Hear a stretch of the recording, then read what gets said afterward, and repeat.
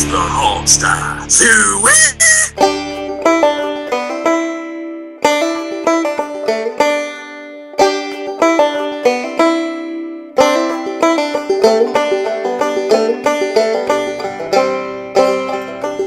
All right, ladies and gentlemen, turn your computer speakers back up for the Hogsty episode 7. We are coming at you here Saturday, June 6th, 2015. The Redskins concluded their second week of OTAs on Thursday, so plenty to talk about there. They'll be starting up again next week. But before we get into the news and headlines around the league, we have to introduce our first guest on the Hogsty. Put your hands together for Slick Rick, everybody. All right, glad to be here, guys. We are glad to have you, and hey, tell us a little spiel about your Redskins fandom, Rick. So, born and raised native Washingtonian, and I have been a Skins fan since the 70s, and like most of you, I've been struggling through the 90s and the 2000s, and think this season, like every season, we're going to the Super Bowl. I like your optimism, Rick. I think it perhaps is a little bit misguided, although I still like it. Let's hope we get to a Super Bowl. Yeah, I think we might have 1 or 2 more years of that struggle left in us, but we'll see. Rick is here joining myself, Sean Conti. We've also got Robbie Duncan back again today. What up, what up? And we've got Steve Thomas as well. Hello, everyone. Awesome. Well, let's, like I said, we've got some OTAs news, but we should give a couple other mentions to some headlines. First, I got to bring it up right up front here. Jamison Crowder, guys. The story, if you've been living under a rock and you don't know, is he had a mysterious post posted to his Instagram account. It showed pictures of a battered woman, as well as a paragraph of text, basically accusing him of abuse, written from the perspective, seemingly, of an ex-girlfriend. We don't know if it's true. Jamison's camp's outwardly denying it. His agent saying he was hacked. But I mean, the allegation is out there. It's prompted a response from the Redskins, but no official change in his standing in terms of practice. So that's that. We also have to mention a huge contract getting awarded to Cam Newton, the Carolina Panthers this week. 5-year, $103 million extension. Huge numbers for Cam Newton. So congratulations him, I guess. Anthony Davis over in San Francisco becomes the 4th 49er to retire this season, joining Patrick Willis, Chris Borland, and Justin Smith. So dropping like flies from the 49ers for some reason. Those are the headlines. We also have plenty to talk about with OTAs, but I don't know. As far as those 3 things, guys, what do you guys got for me? Let's talk about Crowder. I mean, what's your opinion here in this very early stage with the allegation out there? All right, Crowder. First of all, it's important for everyone to know that what has happened is not an official accusation. It's not an official allegation. There's been no police report. There's been no report to the NFL. What happened was, as you said in the headline, that someone posted something to his Instagram account that alluded to domestic abuse. So that's all it is at this point, and I think it's very important for people to not jump to conclusions about something he may or may not have done. Just real briefly, we touched on this last time, when I went over the Tom Brady discipline issues. Crowder is going to be covered by the personal conduct policy, which is new for 2014. And really briefly here, the policy makes it very clear that the commissioner can punish players and all NFL employees for conduct that violates the policy, irrespective of whether they have been convicted of a crime. Very important to remember here. The standard that they use is credible evidence. If the NFL has credible evidence that a breach of the policy has been committed, then there can be discipline. Credible evidence is not a legal standard. It's not something that's found in a courtroom. And what that means is basically if the NFL thinks Crowder did something wrong, he's going to get punishment. Now, he's a rookie. He's never played, but he is a signed draft pick, so he's covered by the policy. And I think the policy makes it clear that it's any conduct. So despite the fact that it happened before he was an NFL player, he is still eligible for discipline. And the nutshell of it here, I'm not going to take too much time. The nutshell of it here is that if the NFL finds that he committed domestic violence, he's subject to a baseline of a 6-game suspension. And if there's extenuating circumstances, mitigating factors, it could get worse depending on what the commissioner thinks. They're going to put him in counseling, probably. They may put her in counseling. They're going to do their own investigation. They may put him on the commissioner's exempt list until they get it all worked out. That's basically paid leave. So, it may take a while for him to sort out. But the bottom line is, if something is substantiated, he could be looking at a 6-game suspension.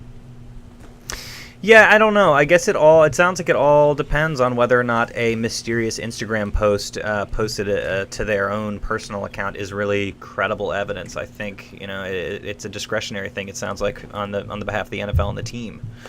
Yeah, and really the thing you got to ask is, why would you put it on Instagram instead of, actually going to the cops or the authorities and reporting it?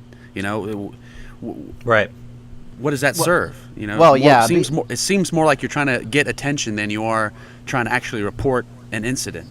Yeah, being the legal guy here, obviously I think that if an incident like that has happened, step one needs to be to report to authorities, not post on Instagram, like you said. It leads me to think that it's some kind of hoax, some kind of scam, and it's not credible. That's why I said people need to not overreact to this. Yeah. Yeah. Well, yeah. Rick, what you got on Crowder? Yeah, I think what was said before, if the NFL thinks he did something, all it takes is for the NFL to think that he did something for him to be placed on this commissioner's exempt list, which is pretty problematic. I mean, this could be, I don't want to diminish or minimize domestic violence, but this could be a woman scorned. Big red flag, not going to the cops first. But let's just hope it works out, because I do not want to call Santana Moss back. We all love Santana, but hopefully the Redskins are done with him. That's exactly right. Yes. Yes. Yeah. So in other news, we have a huge amount of money going to Carolina Panthers quarterback Cam Newton this year, as along with a 5-year extension. Again, that number was $103.8 million. Anybody surprised by this number for Cam? Yeah, raise your hand if you're surprised. I am. My hand's down. You're not surprised? I'm not surprised. Listen, why I'm not surprised is Cam the greatest quarterback in the world? No. I mean, is he the second coming of Joe Montana, whatever, who knows? But he's been an outstanding quarterback for him, I think, overall. He's been a very good quarterback. He has unique skills and talents. He's hyper athletic. He's got a great arm. He's been the face of the franchise. If you can find a guy like that, as a football team, I would lock him up for 6 years. I would. Well, see, here's my opinion, though. Yeah, here's my opinion, though. Him and Robert are very much alike. I mean, yeah, Cam's been more durable, but a lot of the playing on the field has been very inconsistent as well. I mean, Cam had a fantastic rookie year, like Robert did, but then, still barely got in the playoffs with, what was it, a 7-9 record? I just don't think, it seems to me more like they're paying for what they expect him to do and not what he's done. Like most contracts are rewarding what you've done. But yeah, really the person that's benefiting the most out of this is Russell Wilson. He's sitting back. He's kicking up on his recliner and just waiting for the phone call now, because he's getting big time paid. I think that moving forward, the quarterbacks, all you have to do is be decent, and as long as you're decent, halfway good, then I think that you'll be rewarded. I mean, these quarterbacks, what's the alternative? These quarterbacks are holding these teams hostage, and quarterbacks like Russell Wilson, who actually have a Super Bowl ring, I mean, he's got to look at that, as Deadeye said, he's got to look at that and say, okay, I want 120 million. 60 million guaranteed. Well, I think you're right, Rick. It's just a simple economic reality in the NFL that if you have a top 10 quarterback, even a top 15 quarterback, it's going to be expensive. And what is Carolina going to go do? Who are they going to go get that's better than Cam Newton? He's got a ton of potential. He has improved. Like Robbie said, he ran a little bit of, an option game, running game, but from a passing and leadership standpoint, I think he's made leaps and bounds. He's become a leader of that team when he really wasn't in the beginning. So, yeah, it's a big number, but there's going to be big numbers. I would have done it if I was Carolina. Yeah, I just can't see giving RG. I mean, just those numbers. I mean, if this guy, I can't see giving RG3 that kind of money. I just can't. I mean, I know I'm not at my part yet when I talk about RG3, but I just can't see giving him that kind of money. Yeah, it begs the question. You got a point there. Like, how much will we pay him when it gets to that? Yeah, I don't think RG3's knees could support the weight of $103 million, guys. It's a lot of dollar bills. You know, I mean, if he has a good year, you know, and he gets back to, you know, being a quality quarterback, you know, is he going to get $100 million? No, but he's going to get something close. He is. You guys are going to have to live with it. I would think they'd franchise tag him, if anything. They could do that. Yeah. You know, it'd only be a little bit more than the tag he's playing under now, you know. That's Snyder's boy. Snyder's going to make sure he's good. That's right. That's right. Let's get definitely back into that when we do our position group breakdown, which is coming up next. We brought Rick Special on the show for that one because we know he is an expert on the quarterback situation here. Big Robert Griffin fan. But before we get there, I've got to ask you, I always thought the Redskins were cursed. Is it the 49ers? 4 players this year retiring early. I guess maybe Justin Smith not that early, but are they cursed? What's going on? Who knows? For me, there's obviously people that are now starting to have more concerns about their health and safety, especially with concussions. So I'm not going to criticize him for retiring when as young as he is. I mean, he's only 25. He's been in the league for I'm surprised. I didn't realize he was only 25 years old to start off with, because you know, he's been in the league for a couple of years. But Borland was 24. It's kind of confusing.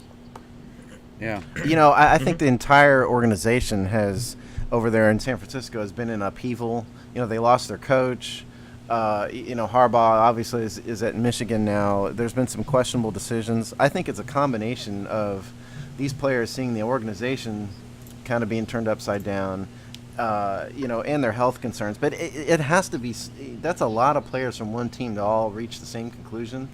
It's a really odd decision. I can't fault them necessarily. If they want to punch, you know, out and leave, you know, fine, do it. But there has to be something else going on inside the building that we don't know about, I think. Yeah, and I wonder what the contract implications could be. I mean, can you just walk away and just say I'm not going to play for health reasons? And I wonder what the contract implications would be. Well, yeah, great question. Yeah. You can. The contract implication is that they can retire, and if they retire, the team is going to ask them to pay back some of the prorated salary cap. You know, because they're going to get a signing bonus up front, just for simplicity's sake. Call it $10 million.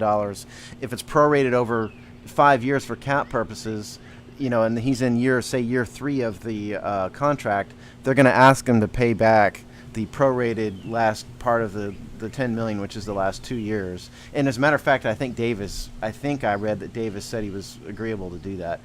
So yes, he can retire. Yeah, the weird thing is it's not necessarily about money, according to Davis at least. He said something about maybe taking a year or 2 off just to rest his body and his mind. So who knows? Maybe he'll try to come back, but I don't see how that's really a good option. You know, who's going to take you back after you've been gone for 2 years? Well, Robbie, you're our football guy here. You tell us. I mean, if you took a year off of football at that high level, could you come back and still be effective? It would take a while, I would think. I mean, yeah, some parts of it is like riding a bicycle. You're not going to really forget that. Like all my time playing offensive line, I'm not going to forget. You know, how I kick set and pass protection and that kind of stuff. But it's the speed of it he'd have to really kind of get back into, and that would take a while. Maybe that was Chris Chester's problem. Maybe maybe over the summer he lost his mind and forgot how to play. He's the Falcons' problem now. Atlanta seems to think he can still play. Yeah, questionable decisions going on in Atlanta. Is it me, though, or does it seem, I mean, maybe it's just me, but maybe Kyle Shanahan was a little bit better than we thought he was, but maybe that's a topic for another day. No, I think it's a good thing to bring up. You know, Kyle, I thought Kyle was a good offensive coordinator. He got caught up in a lot of drama, you know, but I think Kyle was the one responsible for developing the system that RG3 thrived in. You know, I didn't think much of his dad as a coach, but, you know, Kyle, I thought, did a great job. Yeah, I mean, I think Mark just the other day in his if you guys have been reading his breakdowns of last season's games, I think one thing that he was just pointing out is that Kyle really had a rhythm to his play calling and a method to the madness. That's something that seems to be lacking. That's a pretty basic thing for an offensive play caller to have, but it seems like we don't have that as well now. So, yeah, I mean, I would definitely – I don't have a problem at all saying Kyle Shanahan was a good offensive coordinator. I mean, who are you comparing him to? McVay? Like, well, you know, I mean, there's no question. I mean, come on, though. We said this last week. McVay isn't the real offensive coordinator here. You know, is he? I mean, Jay Gruden is the offensive coordinator. Right. No, absolutely. It just seems like there's not a whole lot of there was much more strategy. And again, the other thing too, when you look back at last year, most of the success we did have last year was using the schemes and plays from the Shanahan era. So, you know, seems pretty clear to me. And yet Jay Gruden is a wonderful coach, people. All right. Right. It's on sarcasm now. font. Don't get me riled up. Somebody with a shotgun on you. We did that. Don't get me riled up about this. We'll save that for the coaching position group breakdown. But before but the position group breakdown is quarterbacks today. Obviously, it's a huge one. We've done kickers and punters, like I said, running backs, wide receivers. Today is the big debate about quarterbacks. Before we do that, does anybody have any final notes on OTAs? We concluded the second week just this past week. I know there's been some shuffling around of positions. Robbie, what do you think? Yeah, I heard a couple nuggets that kind of piqued my interest. Gruden, in his press conference at the end of this latest OTAs, was talking about how he thinks Trent Murphy, of all players on the team, is going to have the biggest jump, which kind of interests me because, you know, he was a very serviceable guy. He was very solid against the run, but pass rush-wise, you know, he left something to be desired. So if he makes that kind of jump that Gruden's talked about, it's got me excited. And then the other nugget that I found interesting is they're giving Josh Laribas some reps with the ones at center. So that's Steve, I know you're excited about that. Well, you know, everybody knows I've been scorning and making fun of Josh Laribas, I think, probably since day one of the podcast. I don't think much of his football abilities. But listen, you know, if he can play, you know, God bless him. I have to think that what is actually going on here is they're trying to salvage a draft pick and see if he can be of some use somewhere. And center is sort of the last spot until he gets kicked out the door. He may be better in this scheme, though. In a power scheme, big fat guy like that, you know, who can't move very well, but he's strong, you know, maybe he'll be better. Maybe I'd love to eat my words, believe me. If we can make Josh Laribas into something, you know, serviceable, you know, God bless him. All-pro center. Well, yeah, okay. Don't go that far. For the Falcons, maybe. So the other thing, just another nugget from OTAs is that let's pump the brakes on you know, the draft picks overtaking the starters. I'm hearing a lot about Crowder and Jones and Preston Smith. And, you know, this is probably the first year where a lot of fans are like, these guys are going to come in and make an impact year one. And I've always been a guy who's thought that, but let's let them make the team first. I remember all this talk, you know, we talk about Silas Redd and Chris Thompson and all of that. Mm-hmm. Let's let them make the team and see where they go. Let's see where they go from there. Completely agree. Yeah, I agree too, and that's actually a great point. There has been a lot of talk about Jones, particularly it seems like, and one of the things I was just reading that came out of camp was Alfred Morris actually looking like he's about a half step faster than he's been previously. So I agree. I don't think these young guys are really necessarily. It's just too early to say they're really usurping any roles right now for entrenched guys. Yeah, I think you're right, Rick. You know, you have to. You know, fans always tend to overreact and exaggerate and.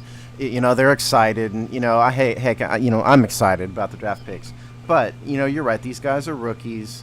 They need time. I think the most interesting battle, really and truly, is between Smith and Murphy. You know, they seem to be a very similar player to me. Neither one of them have elite speed off the edge. They both are big, burly guys, strong guys, you know, run stoppers. I don't know if either one of them can drop back into coverage and cover anybody. I know Smith, the nugget I guess I have is I saw that Smith, you know, seems to have a ways to go in pass coverage, which isn't surprising. So yeah, I think that's the battle, it seems to me. Yeah. Smith and Murphy. The rest of these guys, you know, they're going to take time. It's as simple as that. And one thing I'll add to that is their rookies aren't being handed anything. If that's another thing to take away from OTAs. We have a lot of the guys are having to earn their way through it. Preston Smith isn't automatically starting with Ryan Kerrigan out. They got Trevardo Williams that's ahead of him with Trent Murphy as the outside linebackers, and Jamison Crowder I think is way behind. I think like right behind Ryan Grant. So these guys, it's not being handed to them just because they were drafted.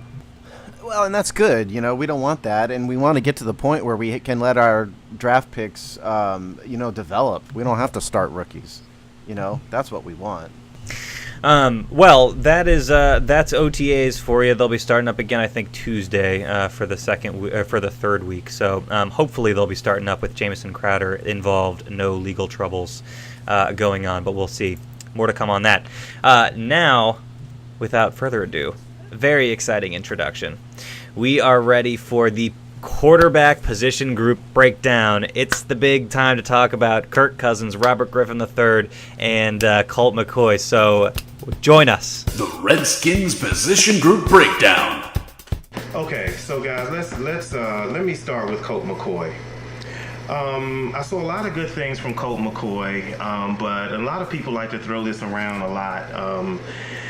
Colt McCoy to me is a true backup. The kid shows some grit. You want a backup to be able to come in and win some games. But he doesn't appear to be a guy that can really take us to maybe that we can get to the playoffs with.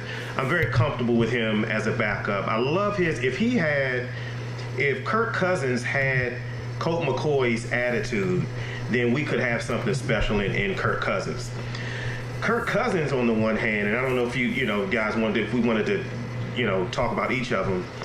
But Kirk Cousins, to me, I'm really a little higher on Kirk Cousins than others. Kirk Cousins can move the ball up and down the field. And Kirk Cousins, when he gets in a rhythm, he's very good. He has a command of the offense. He's played in a pro-style offense.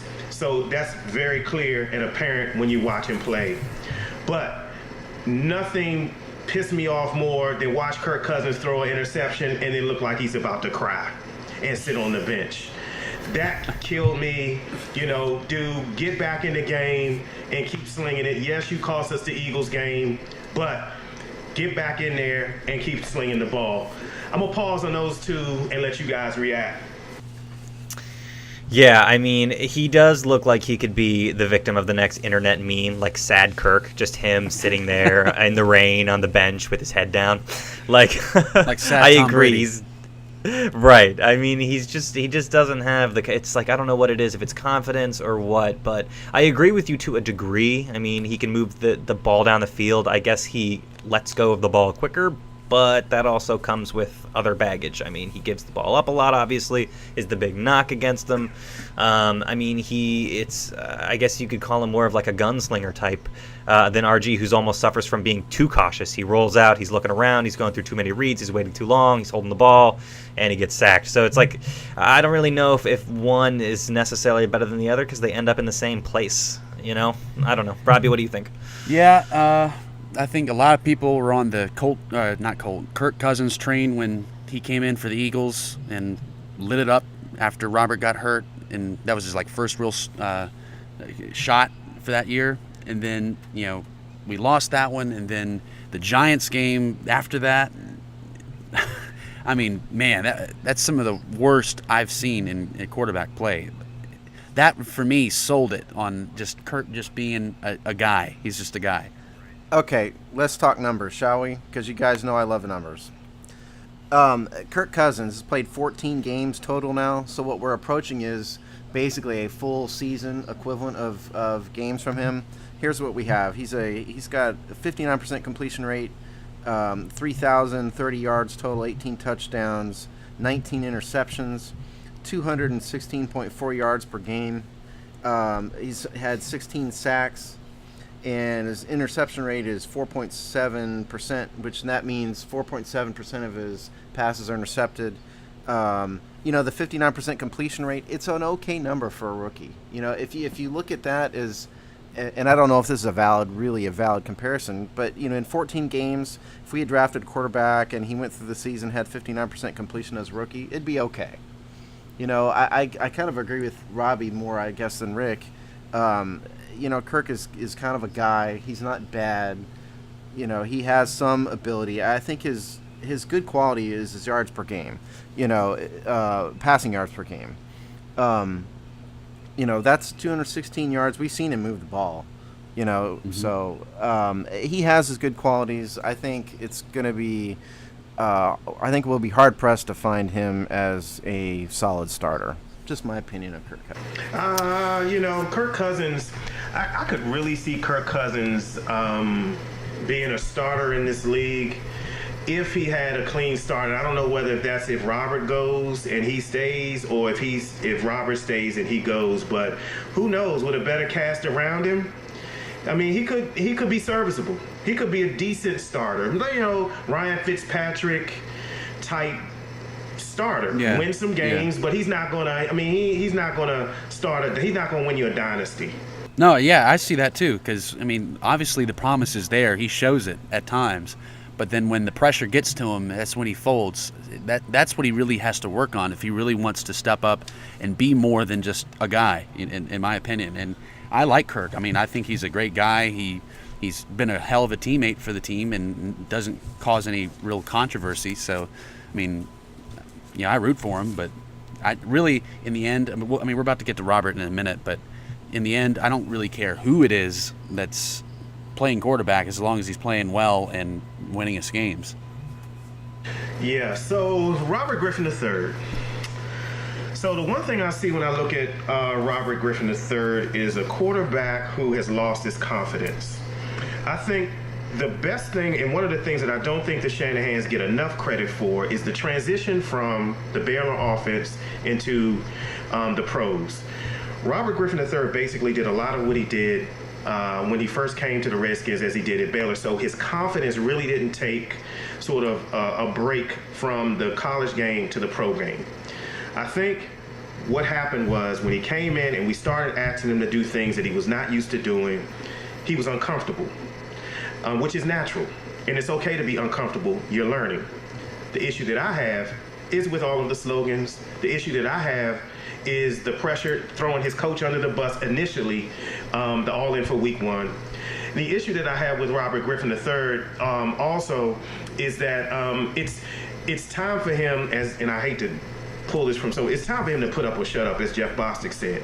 The other issue that I have with Robert Griffin III, and this is what I really want fans to really think about. We spent 3 number 1s and a number 2 to acquire him. And we're talking, he's in his 4th year, and we're still talking about footwork, reads, and getting the ball out on time.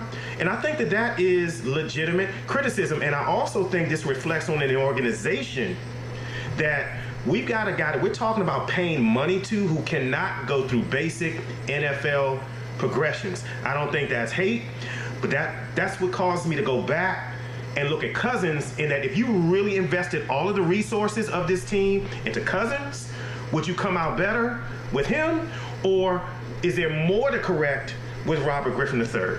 Yeah, that's probably the $1 million question. Of course, there's more to correct with Robert Griffin III. I think that's obvious. I think you're certainly right about that. But he has a better arm. He has a stronger arm. I think mentally, he just doesn't get down like Kirk Cousins does. He's an elite athlete. Unlike our other 2 guys. Here are the numbers on Griffin. He's played 37 games in his 3 seasons. He is a career 63.9% completion. He has a 63.9% completion rate. He has 40 touchdowns and 23 interceptions. His interception rate is 2.2%, which is significantly less than Cousins. He's been sacked, obviously, a whole lot more than Cousins. Quarterback rating, career 90.6 quarterback rating. Cousins, for comparison, has a career 77.5% quarterback rating. That's largely due to the interceptions, I would think. Right. And I think we'd be remiss in Griffin in not throwing in his rushing ability. He's had 1,480 rushing yards, 8 touchdowns. His yards per attempt is 6.1 yards per attempt. And I think you have to factor that in there. My view of Robert Griffin, I went back and watched some old Baylor film And what I was really struck by is he plays the same way then. He played the same way then as he does now. It's the exact same thing. He didn't make 3 reads back at Baylor. He dropped back. And then it's extend the play, roll out. Make something happen with his legs or long pass down the field. That's kind of the way he's been playing here. I don't know why anybody expects him to turn into a pocket passer overnight. I think it's going to take a lot more time with him than some other quarterbacks. But the payoff is if you get to that point with him, he's got an elite arm. He really does, and he's very accurate. Look at his completion percentage. He's almost 64% completion percentage. That is outstanding, especially for a third-year player. So I think at the end of the day, if fans be patient and will come out on the other side of this in a year, maybe 2, I think we have the potential for an elite quarterback, and that is what I like is his potential. And here's my thing. The thing that's really bothered me is that after his major injury against Seattle in the playoff game, everybody wanted the Redskins to go away from the read option and all the stuff they did with that. And really, every time he got hurt was from actually being a pocket passer and scrambling to because of that, being in the pocket and then scrambling because he maybe couldn't find the read or whatever. He scrambled and got hurt. None of his problems came from read option. Most of the time it was free runs that he got from the look. So I really don't understand why we've gone away from that and why he was I'm not sure if it was him or not, but why the perception is that he wanted to get away from it to become a pocket passer and not run.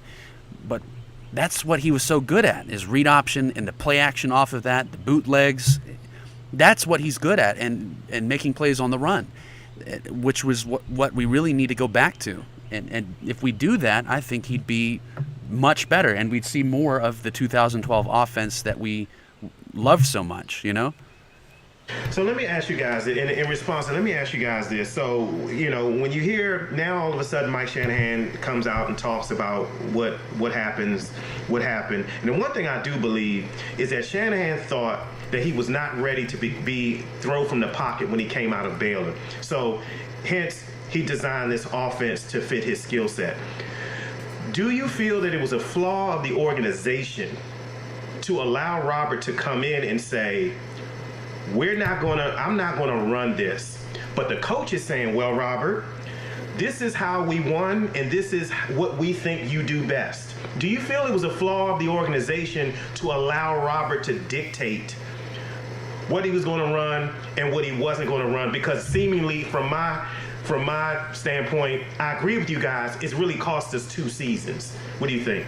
Yeah, I think it was a flaw in the organization to take a guy with a skill set that you didn't necessarily want to use. I think, look, RG3, that whole running from the pistol formation, quick plays, a lot of people were doing that. Read option, heavy on the read option. A lot of other teams were doing that. Seattle was doing it. San Francisco was doing it. Other teams were doing it. And I think it's okay to say you have quarterbacks that are good with different, with different skill sets that play better to different offenses. The big mistake is trying to stick RG3 in a much slower tempo offense, which I think is what we have now under Gruden and his play calling. That's the flaw in the organization, is picking a player and doing something else with them. I think absolutely it's a flaw to allow a player to dictate their own use, but more so, if you're getting to that point, you had a flaw before that. You know what I mean? You had a flaw in taking that player in the first place. That's just what I think. Yeah, Rick, I agree with what you're saying in that if in fact Robert Griffin tried to dictate the style of play, which has been what's alleged, at least in the media, that is totally wrong. You don't let a 23-year-old player dictate to an organization how he's going to play. The simple fact of the matter, I guess here's the bomb I'm going to drop. The simple fact of the matter is, in my opinion, Jay Gruden is the wrong coach for Robert Griffin. I think Jay Gruden is married to this quick strike, drop back, quick strike, 1, 2, 3 read pass thing, pocket passer thing. I don't think that is ever going to be Robert Griffin's the best use of Robert Griffin's talents. I think, Robbie, you were right when you said we got to get back to getting him on the move. He's best on Yeah. the move. He passes best on the move. He sees the field best on the move for some reason. When he's moving around, that's when, I think that's when he makes his best passes. He makes his best reads. I think you got to get away from Gruden's system and put him in a system that uses the read option, uses the design rollouts like he used to do. I think that is how. That's what we need to get back to. What do you think, Rick?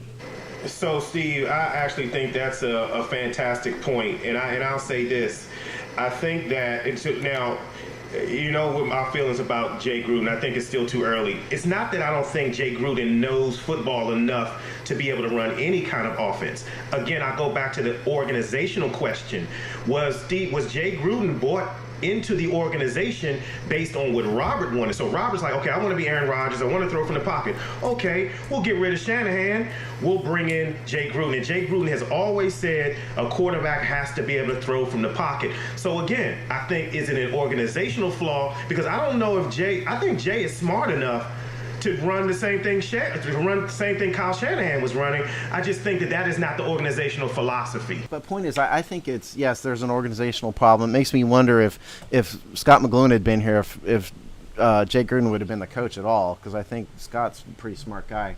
I personally think Jay is married to a system. I think he's a system coach. He's had some success with it. He's obviously smart. He knows way more about football than all of us put together, probably. He knows what Griffin's best at. I just don't think he wants to run a team like that. I think it's as simple as that. He doesn't want to do it. Then I think if I'm Jay Gruden, then I'm pissed, because I was brought here to fix Robert. All the thing, saying that, Robert, I'm going to be a pocket passer, and then now we find out that didn't work. So maybe we want to go and do something else. Again, I think, and I don't want to be totally, in the Gruden tank. This is a very interesting season to see how he adjusts. Because again, I don't think it's that he doesn't know how to run the offense that Robert can run well. And I agree with you, Steve, maybe he doesn't want to, but now he's got to change, and maybe to something that when he first came, he didn't sign up for this. Yeah, offensively, I mean, you can look at Mark Bullock's posts on Washington Post. I mean, Gruden schemes up some great stuff. You got receivers wide open a lot, and really it's just about, seeing the field, watching the film, and really getting a feel for the offense. I mean, that regardless of, the read option and all that, I mean, this is stuff that you can do without that. It's stuff that you learn and practice. And it's not about, time in the pocket, making your reads. It's just finding it, you know what I mean? Because you look at it, you got guys wide open down the field. And that's something that really, I guess when Kirk first came in last year, you noticed, he found those guys. And Robert didn't seem to find it. At least that's what I think. He has an issue with going through his reads and playing that mental game, so to speak. He seems to have a real struggle with that. Let me ask you guys this. There's one quarterback we haven't talked about yet, and I think he is responsible for last year's both best quarterbacking and worst quarterbacking. Potentially best quarterbacking against Dallas, potential worst quarterbacking of the year against St. Louis. What do you guys think about Colt McCoy? Is anybody surprised he's on this team? Is he really in the mix for starting over either one of these guys? What do you think, Steve?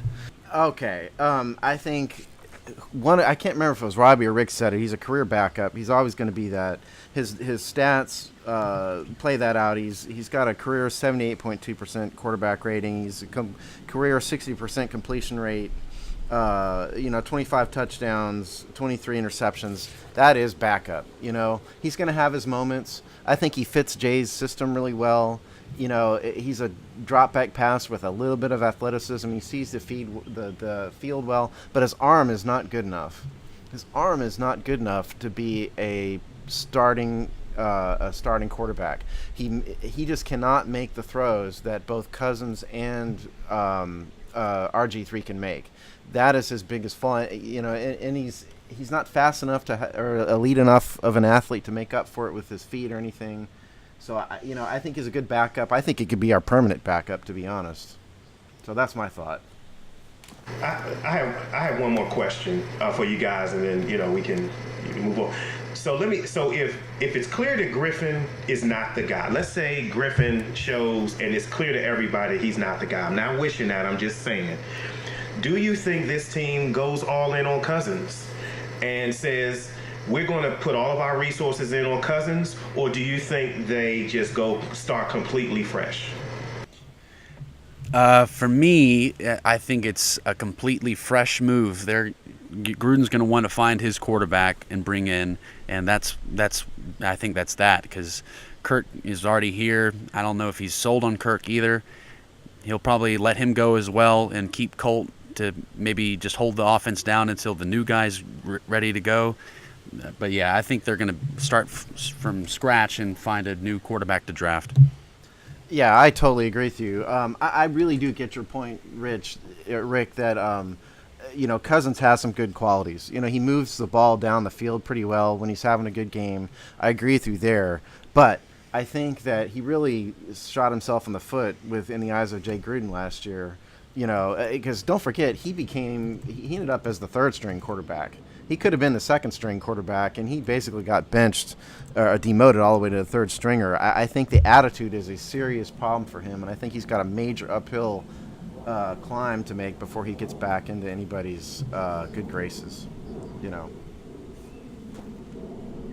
Well, there's always, Cardale Jones next year if we need to find a new quarterback. Please don't go there.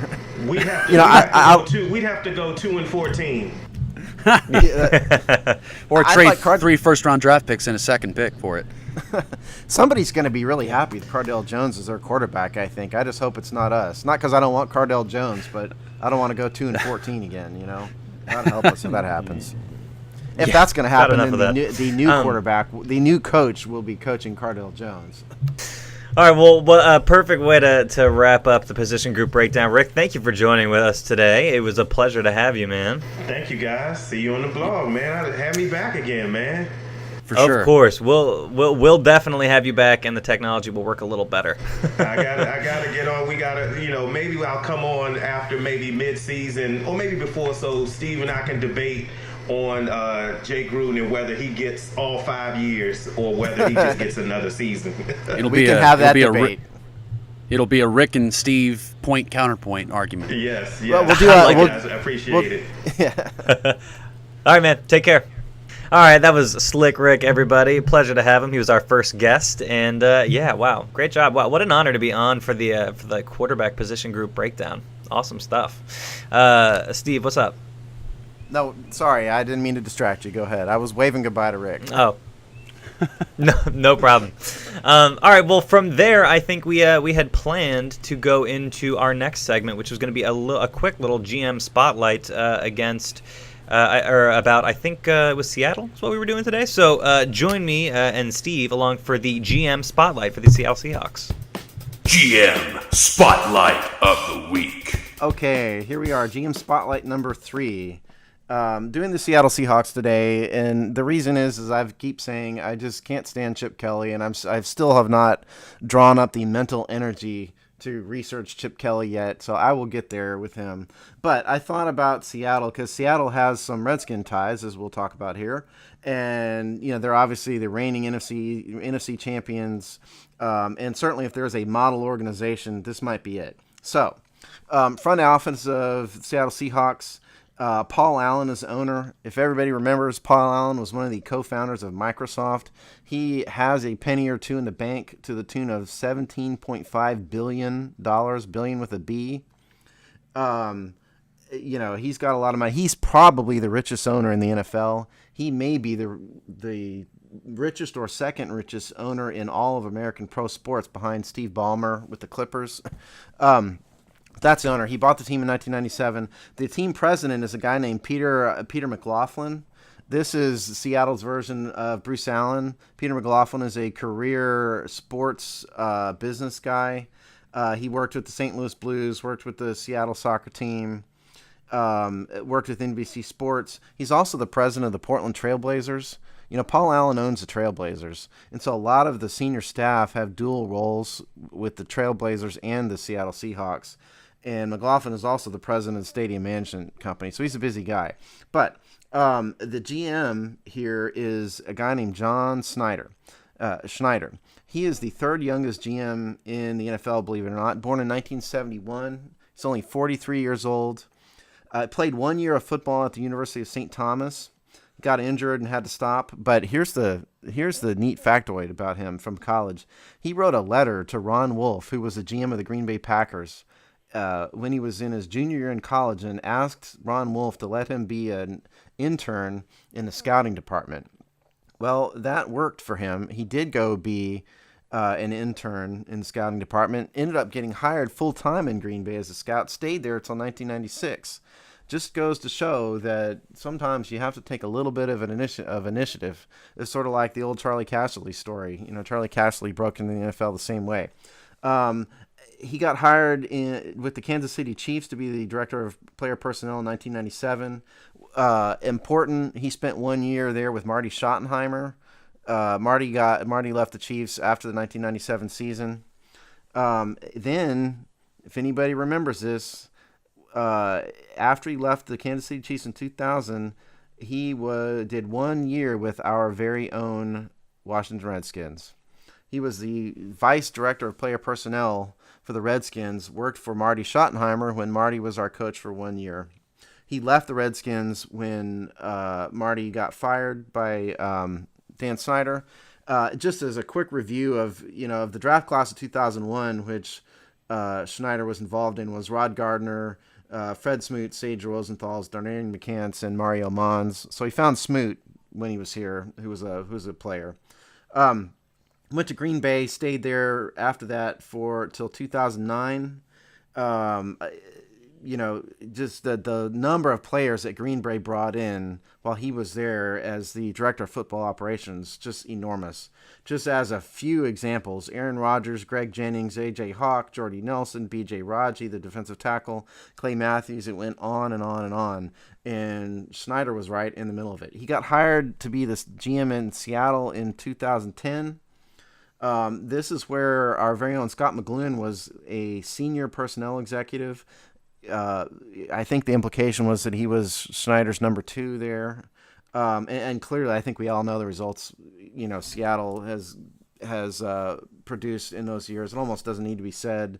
But just a quick list of the players that Schneider has drafted: Russell Okung, Earl Thomas, Golden Tate, Walter Thurman, Cam Chancellor, Richard Sherman, Byron Maxwell, Russell Wilson, Bobby Wagner. The list goes on and on. He traded for Marshawn Lynch in 2012 from the Bills for a 4th and 5th round pick. Schneider his teams have had 3 Super Bowl appearances, 2 Super Bowl wins, a track record of excellence at every single stop.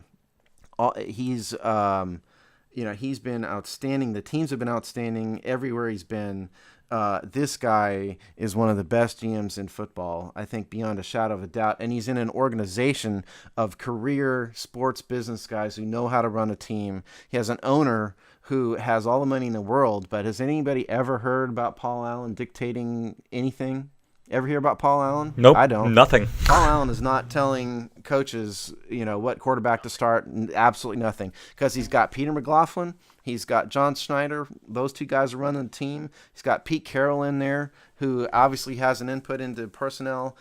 Seattle has an outstanding model front office.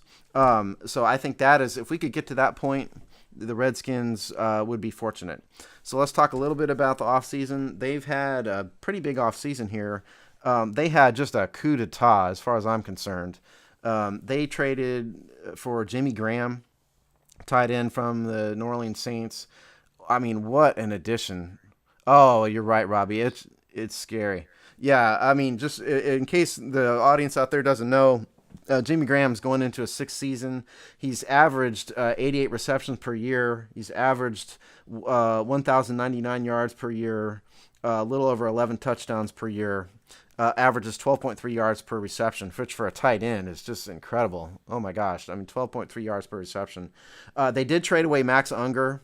Yeah, they did trade away Max Unger for that.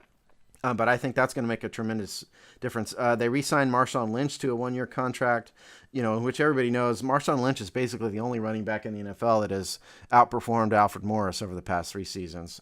Almo it's basically Lynch and then Alfred Morris in terms of rushing production. They lost Byron Maxwell to just an enormous contract to the Eagles. They signed Kerry Williams from the Eagles as the replacement for Maxwell. The other big news, I think, with the Seahawks in terms of GM stuff is that Russell Wilson has not been signed to an extension of his contract yet. It's in negotiations. Apparently, they're arguing numbers. As we mentioned earlier, the Cam Newton contract is going to have to be exceeded, in order for them to sign him. They had one controversial draft pick, Mark Clark, the defensive end from Michigan. I believe he was a second round pick, perhaps. He has a domestic violence issue, so they took a chance on him. But in a nutshell, that is the GM spotlight for Seattle. It's a true sight to be seen what John Schneider's done with the Seattle Seahawks. I am in admiration of what he's done. So God, it is Seattle. hard. It is hard to hear that. Yeah. Anybody have any questions about the Seattle Seahawks? Questions, no, but I just want to comment. I love how they've built their team.